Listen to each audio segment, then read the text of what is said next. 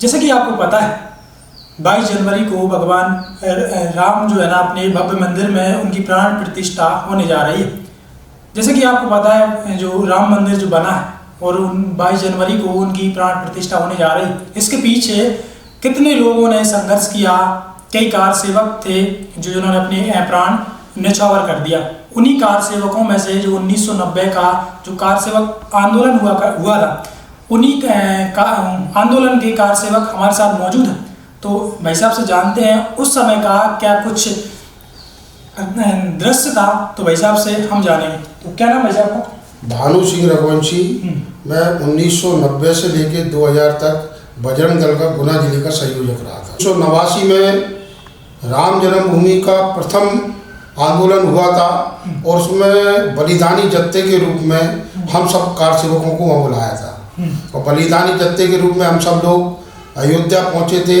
बरसात का समय था, सारी अयोध्या में पानी पानी था और जन्मभूमि के पीछे जो लक्ष्मण टीला है, उस लक्ष्मण टीला पर बहुत बड़ा एक हिंदू संगम हुआ था, कार सेवकों का कार्यक्रम हुआ था। उसमें हमारे देश के पूजनीय बड़े बड़े संत और विश्व हिंदू परिषद बजरंग दल के प्रमुख लोग वहाँ पर थे। वहाँ पर सभी लोगों ने संतों के ने आह्वान किया था और वहाँ पे सौगंध ली थी और वहाँ एक नारा दिया था, सौगंध राम की खाते हैं, मंदिर भव्य बनाएंगे, मंदिर वहीं बनाएंगे। ये नारा वहाँ से 1989 में बलिदानी जत्थे में जो लोग गए थे वहाँ से हम लोगों को मिला था। अच्छा। इसके बाद 1990 में उसके प्रथम में कार सेवा हुई थी और कार सेवा में वह शिलान्यास का कार्यक्रम हुआ था। और हम सब गुना जिले के, चूँकि मैं गुना जिले का संयोजक था, गुना जिले के कार सेवकों को सौभाग्य मिला था जो वहाँ पर शिलान्यास हुआ था, शिला पट्टिका लगी थी, उसको खोदने का काम हमारे गुना जिले के और अशोकनगर जिले के कई कार्यकर्ताओं कार सेवकों को मिला था और हम सब लोग 4-5 दिन तक वहाँ पर रुके थे। इसके बाद 1990 इतिहास में बहुत बड़ा काला दिन था। 1990 में वहाँ पर मुलायम सिंह की सरकार थी और केंद्र में नरसिंह राव की सरकार थी और जब बीपी सिंह की सरकार थी, नरसिंह राव की सरकार नहीं थी, बीपी सिंह की सरकार थी। हम लोग जब मुलायम सिंह ने ये कहा कि अयोध्या में परिंदा भी पर नहीं मार सकता, उसने चारों तरफ से 15 दिन पहले से सारी अयोध्या के सारे रास्ते बंद कर दिए थे, सारी ट्रेनें बंद हो गई थी और पूरे उत्तर प्रदेश में कर्फ्यू लागू हो चुका था। हम अशोकनगर से लगभग 72 कार सेवक अयोध्या के लिए रवाना हुए। तो हम लोगों को क्या, चूँकि 30 अक्टूबर से कार्यक्रम था, हम लोग दीपावली के 2 दिन पहले हमारे घर से निकल चुके थे, क्योंकि जब मुलायम सिंह ने कह दिया था कि कोई परिंदा पर नहीं मार सकता, तो हमने भी ये ठाना था कि हम अयोध्या जाके बताएंगे और हम लोगों ने कसम खाई है भगवान राम की, तो हम अयोध्या जाएंगे। तो हम लोग 2 दिन पहले दीपावली के अपने घर से निकले और घर से निकल के साबरमती में हम लोग बैठे। साबरमती केवल लखनऊ तक जाती थी, फैजाबाद अयोध्या तक नहीं जाती थी। तो हम लोगों ने रास्ते में हमको निर्देशित मिला था, कोई भी पुलिस वाला अगर पूछे तो हमको ये नहीं बताना कि हम अयोध्या जा रहे हैं, अपन कोई दूसरा स्थान बताएं वहाँ जा रहे हैं। परंतु रास्ते में जब 25-25, 50-50 वाले पुलिस वाले डंडा लेकर हम लोगों के बीच में आते थे तो कार्यकर्ता घबरा के कह देता था हम अयोध्या जा रहे हैं। इस प्रकार लखनऊ पहुँचते पहुँचते हम 7 लोग बचे थे। 7 लोग हम लखनऊ स्टेशन पर उतरे। इसके बाद ट्रेन नहीं जा रही थी। अब चूँकि लखनऊ में कर्फ्यू था, बहुत पुलिस दिख रही वहाँ पर, तो कार्यकर्ता के मन में आया और हमारे साथ थे कि अपन कैसे अयोध्या पहुँच पाएँ। संकल्प था हमारा अयोध्या जाने का, प्रभु श्री राम की सौगंध खाई थी। तो जैसे ही हम पहुँचे तो हमने एक वहाँ भारतीय जनता पार्टी का कार्यालय देखा। उस कार्यालय पे एक 60-70 साल का बुजुर्ग था, उससे हमने पूछा भाई अयोध्या जाना और ऐसी बात है, कैसे जाए?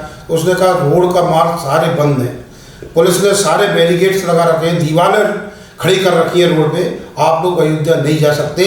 आप लोग तो खेत पर एक उन्होंने बताया जहाँ से 12 किलोमीटर दूर एक खेत है गाँव पे, वहाँ से बस जा रही केवल 12 बजे तक। वो खेत नहर के किनारे बस जाएगी। तो हम उस 12 किलोमीटर तक पैदल गए और रात को 9:30 बजे हम लोगों ने बस वाले से बात की। उस बस वाले ने हमसे 300 रुपये लिए किराए के, और हम बाराबंकी तक पहुँचे। रात को 2 बजे हम जब बाराबंकी पहुँचे तो वहाँ हमारे लिए रुकने की कोई व्यवस्था नहीं थी, क्यों कोई सारे कर्फ्यू था, सारे नेताओं को बंद कर दिया था अयोध्या के चारों तरफ के लोगों को। तो जैसे ही हम पहुँचे थे, गुमटी के बगल में तख्त डले हुए थे, हम 7 लोग वहीं पर सो गए। हकीकत में मैं आपको बताना चाह रहा हूँ, हम 24 घंटा से हमने पानी के अलावा कुछ भी नहीं खाया था, ना कुछ मिल रहा था वहाँ पर। हम लोग वहाँ पहुँचे, वहाँ रात को रुके, सुबह 6 बजे हमारी नींद खुली। हमको तो संकल्प था, प्रभु की कसम खाई थी अयोध्या जाना है, तो हम लोग उठे। 6 बजे उठकर हमने अयोध्या की तरफ चलना प्रारंभ किया। तो वहाँ रास्ते में एक छोटा सा बालक था जिसकी उम्र होगी लगभग 10-11 साल की। वो लगता है मुझे सरस्वती शिशु मंदिर का विद्यार्थी था। वो 2 बालक आए, उन्होंने हमारे बीच में आके मेरे से बोला कि जय श्री राम। तो हमने भी जय श्री राम बोला। उसने जल्दी पीछे से अपने बैग जो टांगे था, उस बैग में से 2 पैकेट खाना के निकाल के 2-2 पैकेट हम सबको दिए, और उसने हमको इशारा किया कि आपको रेलवे लाइन जाना है, रोड पे ले जाओगे तो पुलिस आपको पकड़ लेगी। हमने वो पैकेट, मतलब 24 घंटे बाद वो खाना हमको नसीब हुआ था। जैसे ही हम वहाँ पहुँचे रेलवे लाइन, तो हमने एक जगह बैठ के भोजन किया, और रास्ते में जैसे ही हमने चलना प्रारंभ किया बाराबंकी स्टेशन से रेलवे लाइन, हम 7 लोग रेलवे लाइन जा रहे थे। पूरा एकांत था, कोई किसी को जानने वाला नहीं था। मन में भय था कि कहीं कोई घटना ना हो जाए, परंतु हम लोग प्रभु श्री राम का नाम लेते हुए अयोध्या की ओर रवाना हुए। अब मैं आपको बता रहा हूँ कि रास्ते में एक रुदौली गांव था, रुदौली गांव हमको मिला। उस गांव को बचाने के लिए, क्योंकि वो एक विशेष समाज का गांव था और 90% वही थे, तो हमको निर्देश मिला था इस गांव को बचाने के लिए आपको 25 किलोमीटर का चक्कर और लगाना है। हमने 25 किलोमीटर घूम के उस गांव को बचाते हुए आगे के लिए हम बढ़े। और दूसरे दिन बरई खुर्द करके एक गांव था, उस बरई खुर्द गांव में हमको रोक दिया गया। रात को 10 बज रहे थे। 10 बजे हम बरई खुर्द में हम 7 लोग बैठे, और भी वक्त प्रेस के पैसे नहीं लेता था। इतना आओ ना वो हमको जानते थे ना हम उनको जानते थे, परंतु उन लोगों ने हमारी बहुत खातिरदारी की, मेहमानों से की, और उन्होंने व्यवस्था की। गन्ने के खेत को चारों तरफ से गन्ने का खेत खड़ा है, बीच में उनने काट के तिरपाल बिछाकर वहाँ पर हमारी रुकने की व्यवस्था की। मेरे जैसे हजारों कार्यकर्ता उस गन्ने के खेत में, कई गन्ने के खेत थे, उनमें बीच में रुके हम लोग। और हम लोग 22 तारीख से लेके और 29 तारीख तक बरई खुर्द गांव में ही हम लोग रुके। अब वहाँ उस समय टीवी चलती नहीं थी, तो रेडियो के माध्यम से हमको सूचना मिली कि अशोकनगर जिला नहीं था उस समय, गुना जिले के अशोकनगर के पास राजघाट पर बहुत ज़बरदस्त गोलीकांड हुआ, घमासान हुआ, और राव देशराज सिंह यादव का उसमें नाम चल रहा था। अब मोबाइल भी उसमें नहीं चलते थे, कुछ नहीं चलता था। उसमें बताया रेडियो में कि उन्होंने अस्थायी पुल बनाकर बेतवा में से और तालबेट और ललितपुर में बहुत जोर से उधम मचाया, और वहाँ पर उन लोगों को गिरफ्तार कर लिया गया। तो मैं आपको एक चीज़ बता दूँ, उस समय 30 अक्टूबर के पहले जितने भी उत्तर प्रदेश के स्कूल, कॉलेज, जेल सारे कार सेवकों से फुल हो गए थे। सारे कार सेवक ठूस के उसमें भर दिए गए थे। वो बेचारे, ना तो कोई खाने की व्यवस्था थी, ना कोई पीने की व्यवस्था थी, कुछ नहीं था। कार सेवक सिर्फ उस स्कूलों में भगवान श्री राम का नाम ले रहे थे। तो हम लोग जैसे ही बरई खुर्द से 29 तारीख को सरजू के किनारे हम लोग चलना हुआ। हमको निर्देशित हुआ कि आपको 30 तारीख को 11 कोस की परिक्रमा प्रारंभ करना है। हम लोग गए सरजू के किनारे जैसे ही गए तो भाई साहब आप लोग आश्चर्य मानेंगे, वहाँ के प्रमुख लोगों को सबको बंद कर लिया था पुलिस ने। वहाँ की औरतें रात को हमको लालटेन बताकर एकांत में यहाँ से जाना, और औरतें खड़ी थी, वो लालटेन बता के हमको रास्ता बता रही थी। और वहाँ जितने भी गांव मिलते थे, प्रत्येक गांव में बिस्तर डले हुए थे। थक गए हो आप तो आराम करिए, बड़े बड़े भगोनों में चाय दूध बन रहा था, पीते जाओ चलते जाओ। और हम बरई खुर्द से अयोध्या लगभग 35 किलोमीटर थी। हम शाम को चले थे और सुबह करेक्ट 5 बजे हमने 11 कोस की परिक्रमा प्रारंभ कर दी। एकदम जैसे हमको निर्देशित हुआ था कि पूरे अयोध्या के शंख, झालर, घंटा, घड़ियाल सब बजेंगे, तो आप लोग सीधे जन्मभूमि की जो परिक्रमा है, अवध की परिक्रमा, उसमें आप लोग सब प्रवेश करना। जैसे ही घंटा घड़ियाल बजे 5:30 बजे हम सब लोग अयोध्या की 11 कोस की परिक्रमा में घुसे और जय श्री राम करके हम लोगों ने परिक्रमा प्रारंभ की। जो मुलायम सिंह ये कहता था कि अयोध्या में परिंदा पर नहीं मार सकता, अयोध्या में लाखों कार सेवकों का प्रवेश उस समय वहाँ पर हो चुका था। हम लोगों ने परिक्रमा दी, रास्ते में पुलिस मिली, पुलिस ने हमें लाठी चार्ज किया, मारा हमको, मार के हमको बस में पटक दिया और लाके फैजाबाद स्टेशन पे हमको ले आई पुलिस। जैसे ही हम फैजाबाद स्टेशन पर आए तो पुलिस तो उस समय मुलायम सिंह की उसमें मस्त थी, जहाँ लगता था वो उसको कोई रहम नहीं था, कैसे क्या, वो तो सीधा मारने का काम था। समय अखबार के टाइम जैसी दादागिरी वैसी दादागिरी वहाँ चल रही थी। हम लोगों को मारा, फिर हमको गाड़ी में बैठाला, बस में बैठा के 25 किलोमीटर दूर जंगल में फिर छोड़ दिया। अब चूँकि 30 अक्टूबर का दिन चला गया, हम फिर 1 तारीख को फिर पैदल चले अयोध्या, क्योंकि संकल्प था हमको तो अयोध्या जाना है। फिर हम अयोध्या आए, अयोध्या आके 25 किलोमीटर पैदल चल के फिर हम अयोध्या में प्रवेश किए और 2 नवंबर को जो हमने घटना अयोध्या की देखी, इतिहास में ऐसी घटना हमने कभी नहीं देखी। चारों तरफ खून ही खून लाश, मतलब ये स्थिति थी कि और कोई कमजोर दिल वाला व्यक्ति तो वैसे ही मर जाता, लाशों का ढेर देखा वहाँ पे। और जो पुलिस ने वहाँ फायरिंग की जो लाशें थी, उन लाशों को ले जाकर सरजू में बहा दिया जा रहा था, पेट में कट्टे बांध कर बहा दिया जा रहा था। 2 नवंबर का वो सीन देखकर हम लोग तो एक मंदिर में जाके हमको रोक दिया गया, तो हम मनीराम जी की छावनी में हम लोग वहाँ रुके। एक वहाँ पर बहुत बड़ा बाल्मीकि मंदिर था, उस बाल्मीकि मंदिर में हमको रोक दिया गया। हम लोग वहीं पर सुरक्षित रहे, क्योंकि मनीराम जी की छावनी एक ऐसा स्थान था, वहाँ पुलिस की हिम्मत नहीं होती थी वहाँ आने की, वहाँ कार्यकर्ता सुरक्षित रहा। और 2 नवंबर को जो हमने देखा वहाँ का दृश्य, ऐसा दृश्य हमने कभी अंग्रेजों के टाइम और मुगलों के टाइम भी नहीं देखा होगा जो हमने उस समय देखा। हमारे रोंगटे खड़े हुए, आंखों से आंसू बंद नहीं हो रहे थे। हमारे भाई कार सेवकों की लाशें देखकर बहुत दुख हो रहा था। 2 नवंबर के बाद फिर हमको निर्देशित हुआ कि आप सब लोग कार सेवकों से जैसे ही व्यवस्था हो अपने अपने घर वापस जाए। ये घटना 30 अक्टूबर और 2 नवंबर की थी। इसके बाद 6 दिसंबर 1992 ऐतिहासिक दिन था। प्रदेश ने तय किया था कि अलग अलग जिले के अलग अलग तारीखों में अयोध्या जाएंगे। तो हम लोग रेस्ट हाउस में राव देशराज सिंह, मैं, द्वारका प्रसाद गुप्ता, कमलेश शर्मा, 5-6 लोग बैठे थे। राव साहब ने कहा कि भाई भानु, अपन सारे आंदोलनों में गए, हो सकता है कि ये 6 दिसंबर को कोई ऐसी घटना घट जाए और अपने आँखों के सामने अपन वो दृश्य न देख पाए, चलो अपन तो अयोध्या चलती है। हमने 4 दिसंबर को हम लोग बैठे थे रेस्ट हाउस में। 4 को 2 बजे हमने अपना कपड़ा उठाए, बैग उठाए और हमने अयोध्या की ओर चल दिए। चूँकि साबरमती 5 बजे आई, हम साबरमती में बैठने के लिए जगह नहीं, पैर रखने के लिए जगह नहीं। राव देशराज सिंह, मैं, जो अशोकनगर के लोग थे, आगे इंजन पे खड़े हो गए हम लोग, बीना तक गए। ये स्थिति थी कि पूरे ट्रेन में खड़े होने की जगह नहीं थी, पैर रखने की जगह नहीं थी। इंजन पे खड़े हो गए, हम बीना तक गए। बीना से फिर उनके गार्ड ने, चूँकि विधायक थे वो, उनके गार्ड ने ट्रेन में व्यवस्था करी, हम खड़े होके अयोध्या तक पहुँचे।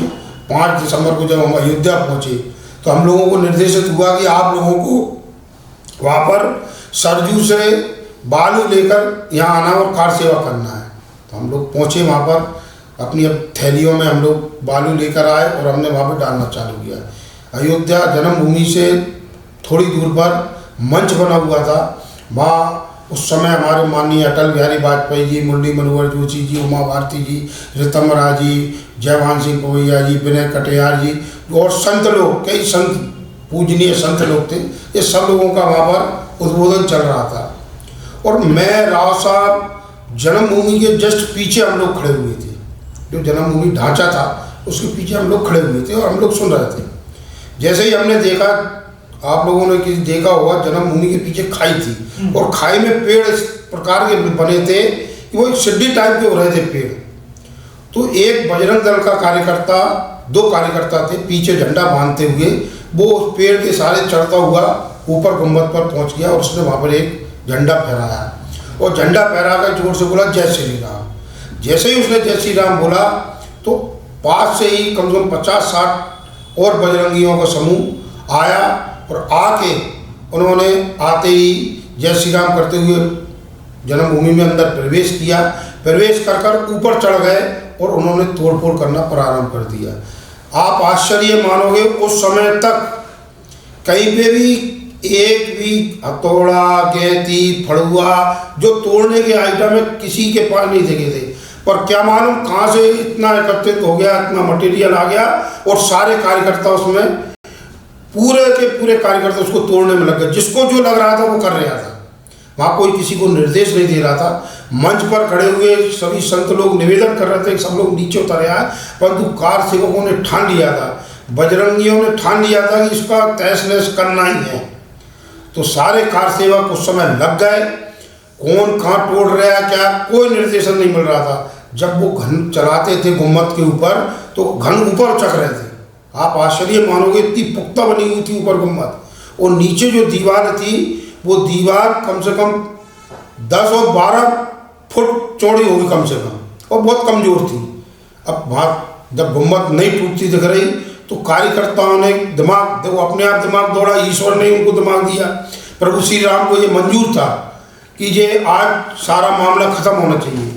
तो धीरे धीरे खोलना चालू किया तो ये गुम्मत के चारों तरफ पिलर टाइप के बचा दिए और दीवारों को खोल दिया।